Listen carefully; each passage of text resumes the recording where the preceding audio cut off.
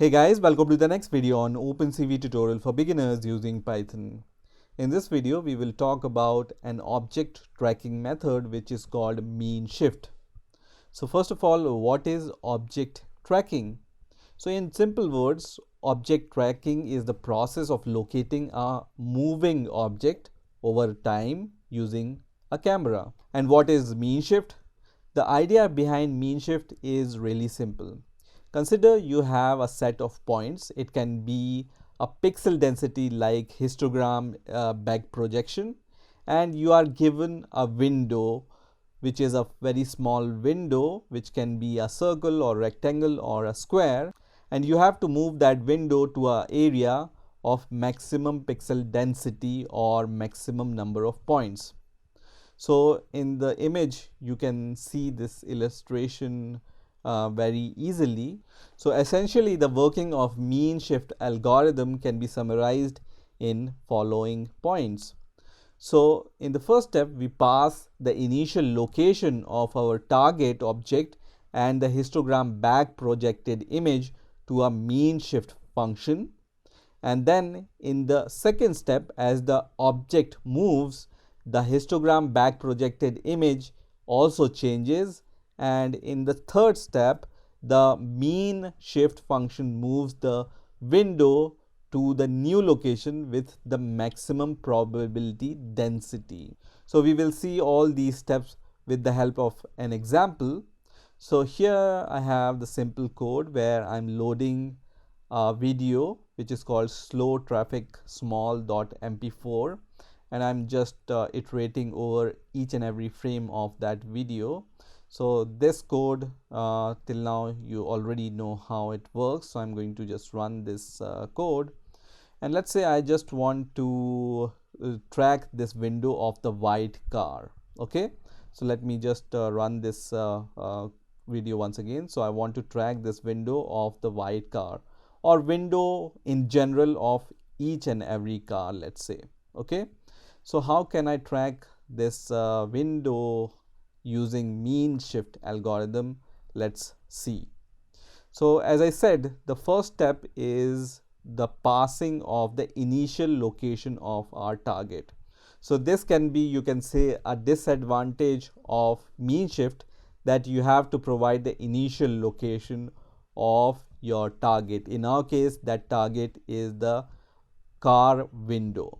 So what I have done is I have just calculated the initial position of the white car window, and that we are going to see in the next step. So first of all, we are going to take the first frame of our video. So the first frame of our video can be retrieved by this code. So ret comma frame is equal to cap. We have this cap function, and we will read the first frame using the read method, and this is going to give you the first frame of the video. So this is our first frame. Now once we have our first frame, we are going to define the initial location of the car window. In our case, we want to track first of all the white car window, right? So I'm going to define 4 variables. First two are x comma y, and the next two are width and height. So, and because I have already calculated the initial position of the window, I'm going to hard code this position of the window. So 300, 200, comma 100, comma 50. Okay, so this is the hard coded value which I have already calculated, which is the initial position of the car window. Now we can say that this x, y, and width and height is our track window. So we are going to define a variable called track underscore window, let's say, and then we are going to just pass all these 4 variables: x comma y comma width comma height. Okay, so let's pass all these 4 variables, and in the next step we are going to define our region of interest. So let's define this region of interest with the variable called ROI, and we already have our first frame, so we are going to take our first frame and then we are going to pass that window. So y colon y plus height comma x colon x plus width. So this is our window or the position of the window. So as I said, in the first step, we will pass the initial location of our target object and the histogram back projected image of the mean shift function. So histogram back projection, in simple words, creates an image of the same size but of a single channel as of our input image. In our case, this will be our frame, where each pixel corresponds to the probability of that pixel belonging to our object. That is, the output image will have our object of interest or region of interest in more white color compared to the remaining part of that image. So this is back projection. So for calculating the histogram back projection, there are some steps which are involved. So we are going to follow all these steps to calculate the histogram back projection.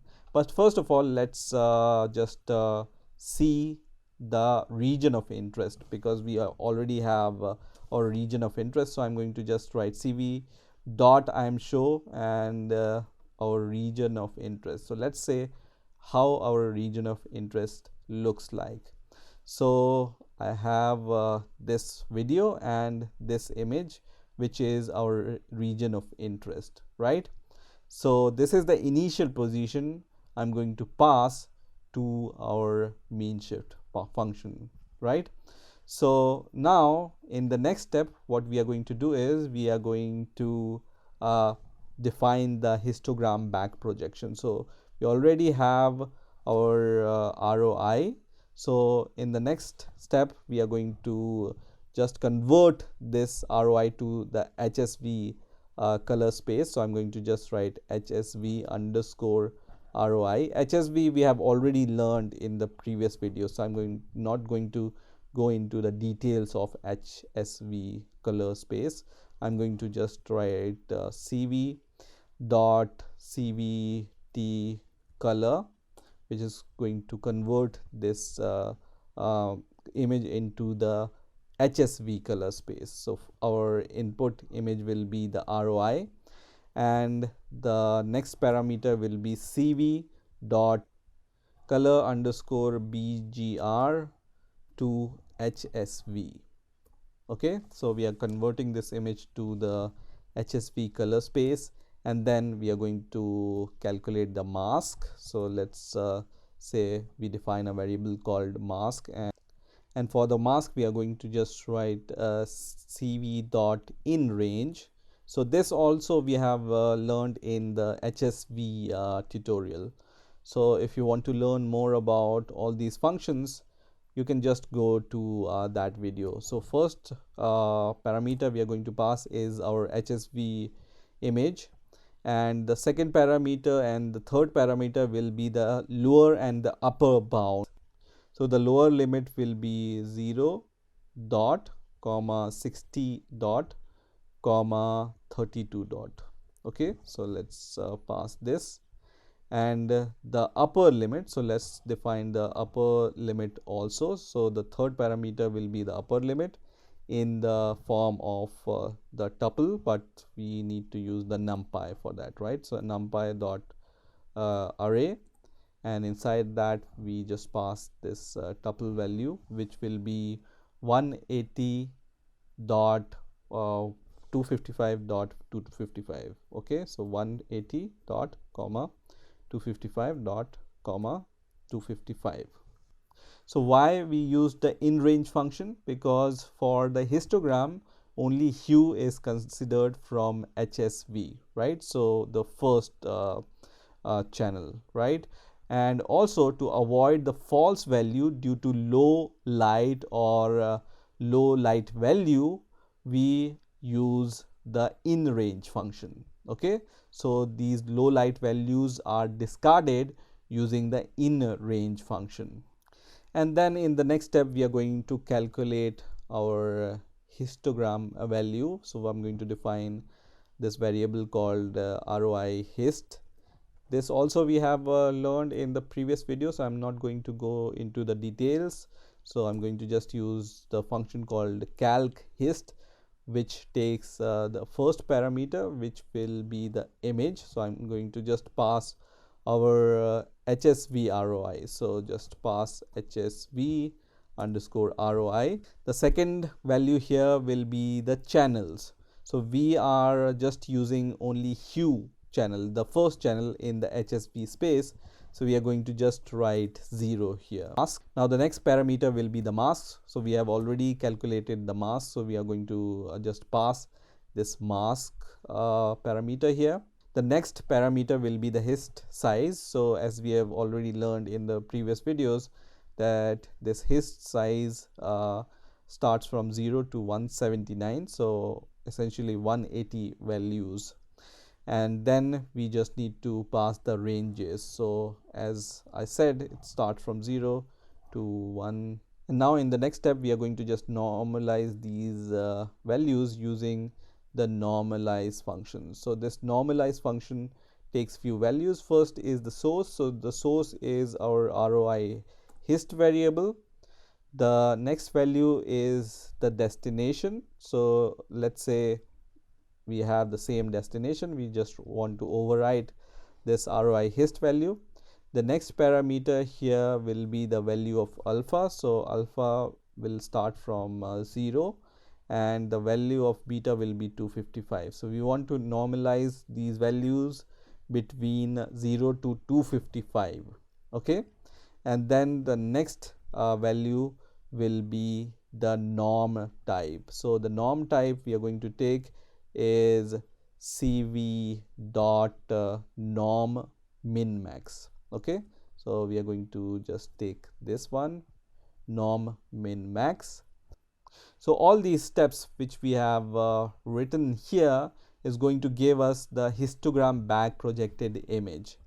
Now once we have this histogram back projected image, we are going to use this histogram back projected image, which is also going to change with the moving object. So now in the next step we are going to go inside our while loop and read each and every frame one by one. And first of all, what we are going to do is we are going to calculate the HSV value of the frame, as we have done with the first frame also, right? So we are going to just take the frame and then calculate the HSV ROI value. Let's say this time we are going to name it as HSV, and we are going to pass frame as the source instead of this ROI value. Now in the next step we are going to use a function called calculate back project. So let's define the variable called dest for destination, and then cv dot calc back project, which is the function for calculating the back projection. And this function takes few arguments. First is the number of images. So we only have our HSV image, so we are going to pass in the form of the list. The second argument will be the channels. So as I said, we just want to use the hue values here, so only one channel. So we are going to just write 0. So because channel starts from 0, 1, 2, so that's why I have written 0 here. The third parameter is the hist value. So in this case our hist value is the ROI hist, which we have calculated. The next parameter is the ranges. So we will start from 0 to 180, as we are talking about the HSV color space. And the next value will be the scale. So let's say scale, for now we take 1 as the scale. So this is going to give you the back projected image. And then in the next step we are going to apply the mean shift to get the new location. So I'm going to just write ret comma track window. So I'm going to just say track window, which is this variable which we have already defined, and then we are going to just use cv dot mean shift, which is going to take few arguments. First is the image, which is the destination image which we got from the back project function, calc back project, and next argument will be our track image, which is the track window. So we have to define this term criteria. So I'm going to just write term CRIT for criteria, and then we have to define this outside this while loop.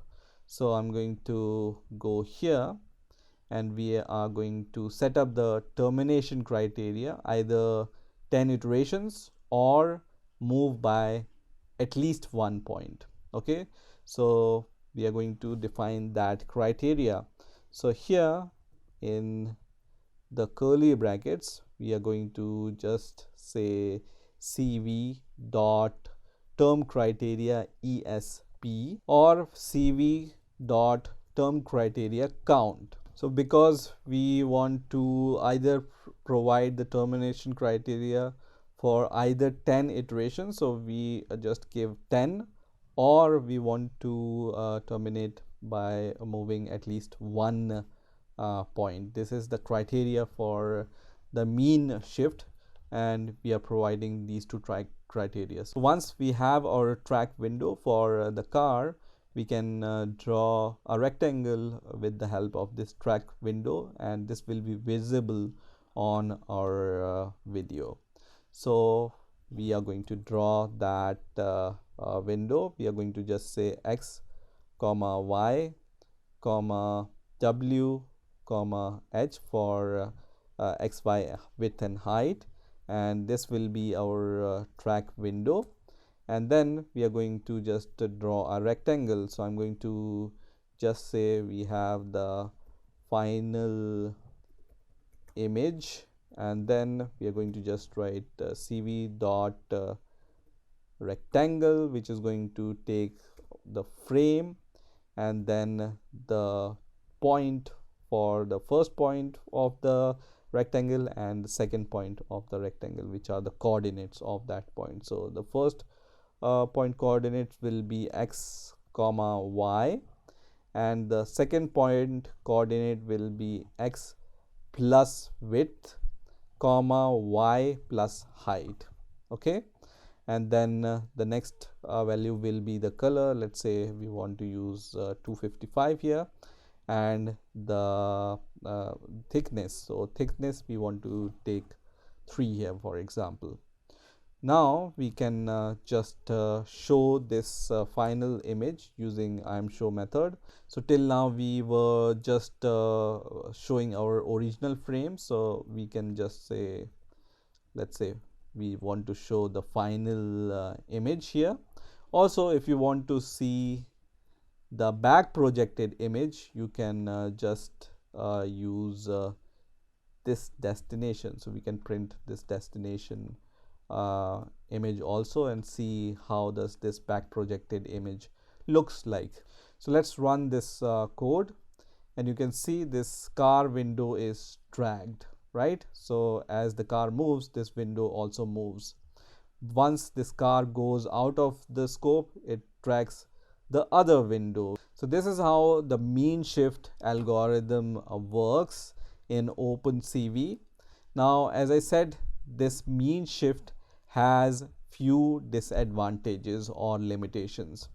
The first limitation is the size of the target window does not change. So as we have seen, once this car is coming near to us, the size of this window is not changing, it remains always same.